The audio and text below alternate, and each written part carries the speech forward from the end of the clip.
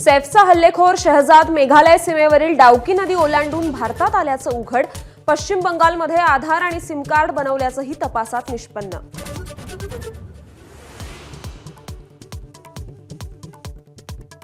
हल्लेखोर शहजादला घेऊन पोलीस सैफच्या घरी. हल्लेखोरानं घरात प्रवेश कसा केला, हल्ल्यानंतर कसा पळाला याचीही नाट्य रूपांतरातून करणार शहानिशा.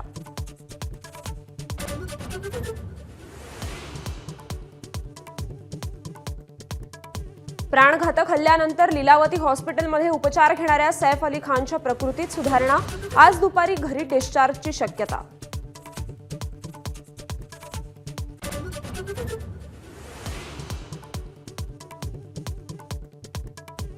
दहिसरमध्ये पुन्हा एकदा हिंदी मराठी भाषकांचा वाद. परप्रांतीय बाउन्सर्सचा मराठीत बोलण्यास नकार.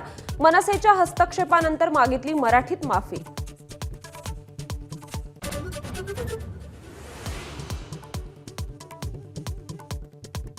₹1 प्रीमियम असलेली पीक विमा योजना बंद करण्याची कृषी आयुक्तांच्या समितीची शिफारस.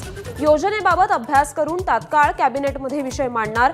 कृषी मंत्री कोकाटेंची एबीपी माझाला माहिती.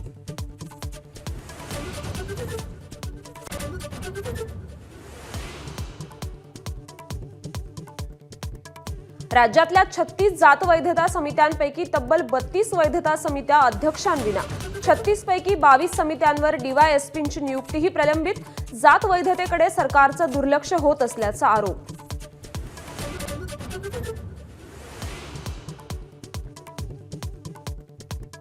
सव्वीस जानेवारीला नियुक्ती झालेल्या पालकमंत्र्यांच्या हस्तेच ध्वजवंदन होणार. नियुक्तीला स्थगिती असली तरी रायगडमध्ये आदिती तटकरे आणि नाशिकमध्ये गिरीश महाजनांच्या हस्ते ध्वजवंदन.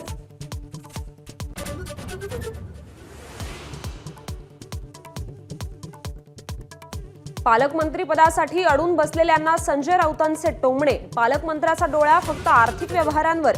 कुंभमेळ्यामुळे नाशिक आणि उद्योगधंद्यांसाठी रायगडवर नजर असल्याचा आरोप.